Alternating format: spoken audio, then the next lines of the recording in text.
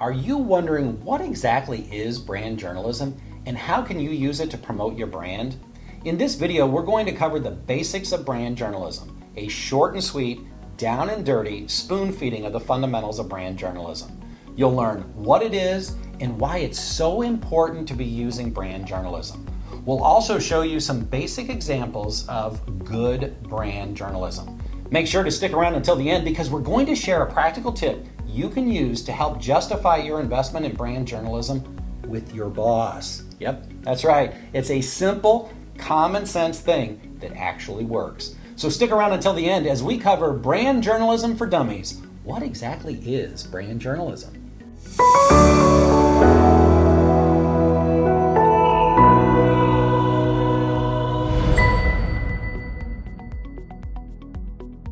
Welcome to StorySmart, the video series devoted to helping you learn do-it-yourself brand storytelling and brand community building to grow your profits and build your brand. This video will provide you with the basics of brand journalism, including how you should get in the game with producing your own brand news. As you know, I'm passionate about brand journalism, having devoted the last 10 years of my life to becoming an expert by producing thousands of brand news stories. Along the way, I developed a digital newsroom, an enterprise journalism unit for a Major League Baseball team, and I oversaw the production of a television show that was distributed in 8 states. But when I started with brand journalism, I was a brand journalism dummy. I had to figure it all out on my own. I struggled in the beginning too, folks, using everything from live tweeting news conferences to using a flip cam to make videos. Yeah, do you remember flip cams? Anyway, they were popular before the iPhone. Anyway, eventually, over time, I figured it all out, and I developed an expertise I want to share with the world. I formed StorySmart to help others get smart about sharing their brand story using the internet and social media. While direct storytelling using digital technology isn't exactly rocket science, there are some basics you need to learn. Direct storytelling all begins with brand journalism. So what exactly is brand journalism? Brand journalism is sharing your brand news as a journalist. It's sharing your news, not as a commercial, not as marketing. It's sharing news. It's the same thing, honestly, as traditional journalism, but you're doing it from the unique perspective that no traditional journalist has. You're offering an insider's point of view, and you speak with authority because you are with the source, the brand itself. In our Google economy, we all want to go directly to the source to get our information. Let me repeat. In this search economy, this Google economy, we want to go directly to the source to get our information. That's why you should be using brand journalism. Your customers expect you to be sharing your story directly with them. And brand journalism is the best way to do that, building trust with your audience, one brand news story at a time. You can use brand journalism to provide your customers with helpful information that deepens their relationship with your brand. It's about doing brand news stories in the great tradition of journalism. So why should you be using brand journalism? In a nutshell, your audience expects it. They expect you to report on you. If you pitch a news story to a traditional journalist to cover your brand, the very first place that journalist is going to turn to before interviewing you is your website and your social media. They expect you to be reporting on you. They expect you to be sharing your story directly because it's the world that we live in today. The reason that all of this makes sense is we all expect to get our information directly from the source these days because Mother Google has literally changed our habits. If you want to find something out, you turn to a search engine to get answers. Now, understand, when I was a kid, when we had a question, and this was when I was a little bit older, when I was young, I'd use the magic 8-ball. But as I got older, if I had a question and I wanted to find something out, the very first place that I would check is the encyclopedias on our shelf at home.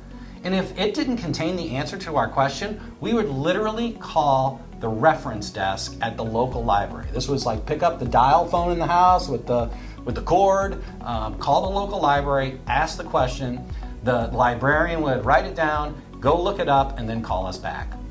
I know I'm showing my age with this, but that's what we did back then. Now the resource desk at the local library, honestly, is available at your fingertips. And truthfully, it's like the it's like the reference desk for the entire, all the libraries in the entire world, right? I'll never forget having a conversation with my son Charlie in the car as we were listening to Miles Davis. I think Charlie must have been about 4 years old, and I was explaining to him that Miles Davis is from the St. Louis area. I was trying to tell him who he was, all that stuff. Anyway, when we got to school, and we were listening to Kind of Blue, when we got to school, the very first thing I did is I pulled out my phone and I went to YouTube, and I found a video of Miles Davis performing Kind of Blue. And over the years, we've had literally hundreds of conversations like that one, and I've used search to help illustrate my point to him. I remember once, I think it was around the time that one of the Star Wars movies had come out, I wanted to make the point to him that spaceships are real and space travel is real, and I was able to pull up a video of the Apollo space launch. Anyway, it was shortly thereafter that we started watching videos from the International Space Station. In a way, those videos are the ultimate example of modern direct storytelling. How much more modern can you get than astronauts reporting live from outer space? Or I guess more appropriately from just above the Earth's atmosphere. Anyway, they're reaching a worldwide audience. The key is that brand journalism is honest, objective storytelling from a point of view, a brand perspective. All journalism comes from a point of view. What's so powerful about brand journalism is that brand journalism is you speak with authority because you are the source. The fundamental rules that you have to follow are really the traditional rules of journalism. You need to tell the truth and follow the ethical and process guidelines of journalism. I covered these in detail with my video, Brand Journalism to Tell Your Story. You can check it out by clicking the link above. But the shorthand is, be honest and transparent in your reporting. That's it. That's all you need to do. The most important rule, just remember this, tell the truth. Be honest and be transparent in all your reporting. That's the only way that you're going to earn the trust of your audience. The second most important rule is one that I'm adamant about as well, which is, it's the thing that sets you apart from traditional journalists. Use your unique point of view, your insider's perspective to share your story. It's the one thing that sets you apart from traditional journalists, your level of access and your perspective. It's a perspective that no one else has. Traditional journalists don't have that access. You do, so use it. The third rule is focus on news. So what's news? News is really anything that is new and interesting to your audience. Put yourself in your audience's shoes. Focus on stories that are relevant to your audience. What will they find interesting or helpful? You can start small with brand journalism, live tweeting a press conference or sharing really anything that's new, interesting, or different with your audience. It could be sharing a short video on Twitter, Facebook, Instagram, TikTok, YouTube, or your website. Honestly, it can be just a simple blog post. Here are some examples to consider. Do short written news stories on your the news page of your website, post them, and share them via social media. Write articles on LinkedIn. Oh boy, I'm a big fan of LinkedIn these days. I'm in the process of learning their interface and sharing stories. It's an ideal audience for businesses, whether it's business to business or business to consumer. It's so business focused, and it doesn't have all the clutter of some of the other platforms, that have all the political nonsense and the silly cat videos and the more vapid stuff. This is really about really important news from my perspective. Anyway, here are some examples to check out for inspiration. Check out Reebok's blog. Kristen Guile writes a story about how she trained like a pro boxer for a week. It's a well-written story that includes incidental and appropriate references to products within an interesting story about how hard it is to train as a boxer and why boxers are so physically fit. Since we're in the holiday season, be sure to check out Longitudes by UPS.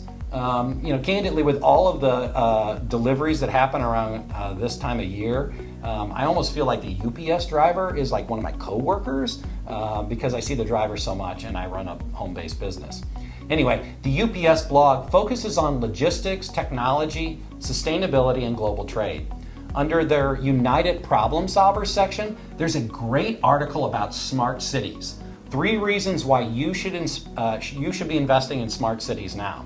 It's written by Gary Shapiro of the Consumer Technology Association. So that's a great illustration that you can start a blog, and you could of course be posting directly yourself, but you could also have guest bloggers from outside your organization, so long as it fits sort of the editorial mission of your blog. Cisco has a good mix of stories on their blog.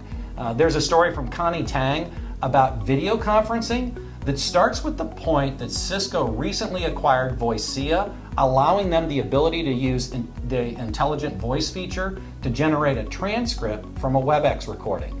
It's written in a very straightforward way, and it includes a video. These are just a few examples of good brand journalism. There's lots of great examples out there. The bottom line is that you should be sharing your story using brand journalism. Brand journalism is the easiest and most effective way for your brand to get in the game with direct storytelling using digital media. Okay, I promise you that if you stuck around until the end of this video, I would share a practical tip you can use to justify your investment in brand journalism to your boss. Yep, it's a simple, common sense thing that actually works. I know because I used it myself when I worked with the St. Louis Cardinals. I wanted us to invest in hiring a multimedia journalist to cover the team doing short video news stories. I had taken about as far as I could trying to shoot videos myself using my cell phone. It was time for us to hire a professional. I'll never forget trying to convince my boss that we should make the investment. It wasn't easy, honestly, because Major League Baseball has invested in brand journalism for a long time. They had a full-time journalist who was assigned to cover the team. Why would we do it if Major League Baseball was already doing it? My boss asked me. And that was a good question, honestly. The fact was that as good a journalist as the journalist assigned to the team was, we would pitch stories to her, and she would tell us no, that she didn't have the time to cover it. In defense of her, she had her hands full just covering the games. It proved to be really challenging, and at times a little bit frustrating. We would try to get her to cover events like a Cardinals Care field dedication. I struggled to get that kind of coverage. Also, the team literally had a 20-plus year record in brand journalism with Cardinals Magazine. The magazine is a traditional, extremely high-quality print publication that's mailed to season ticket holders, and it's available on newsstands throughout the St. Louis area for fans to buy. The problem was that it was a magazine, and it wasn't being seen by our largest audience, our digital audience. And frankly, it wasn't digital friendly. I mean, these were 4,000 and 5,000 word essays about topics of interest. The practical reality was that we had 13.7 million people that were going to our website on a monthly basis. And we had an audience of literally millions on social media. And we weren't creating enough brand news to serve that audience. It wasn't digital friendly. We needed to invest in video storytelling. So how would I convince my boss to spend the money? It came down to this one question and this one fundamental concept. When you want to learn something, where do you go? Do you call the local library reference desk and ask them to check the latest issue of Cardinals Magazine? Do you pull an encyclopedia off the shelf? Do they even make encyclopedias anymore? I think the answer is no, by the way. No, you Google it. You use a search engine, Google, YouTube, Yahoo, Bing, whatever your favorite one might be. You search for it. Cardinals fans expected to get their information coming directly from the team. If we didn't create it, it wouldn't exist. Let me repeat. If we didn't create it, it wouldn't exist. I remember telling that to my boss, and the light bulb went off. I remember telling him that 10 years from now, you won't be asking where are the photos from that Cardinals Care field dedication. You will expect to find a video documenting the important club news. Oh, and by the way, club history. It's club history. We should be documenting club history as it happens. That really stuck. It was common sense, right? If we didn't create the content would not exist. So ask your boss, where do they go to get information? Is it search? You know the answer is yes, right?